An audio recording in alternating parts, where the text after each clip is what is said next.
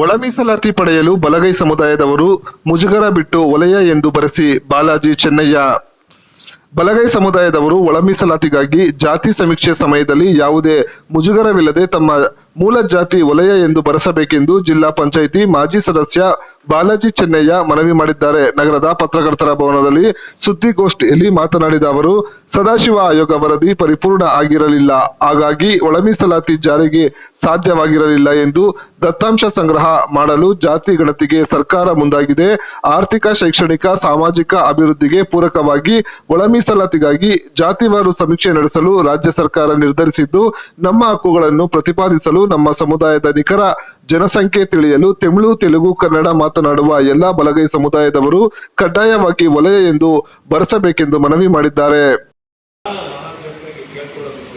ದಯವಿಟ್ಟು ಏನು ಕೆಲವು ಪಟ್ಟಣದ ಹಿತಾಸಕ್ತಿಗಳು ನಮ್ಮಲ್ಲೇ ಒಳಸ್ಕೊಟ್ಟು ಮಾಡಿ ನಮ್ಮ ಏನು ಜನಸಂಖ್ಯೆನ ಮೋಸ ಮಾಡಬೇಕು, ಅವ್ರ ಜನಸಂಖ್ಯೆ ಕಮ್ಮಿ ತೋರಿಸಬೇಕು ಅನ್ನೋ ನಿಟ್ಟಿನಲ್ಲಿ ಏನೇನೋ ಮಾಡ್ತಾ ಇದ್ದಾರೆ.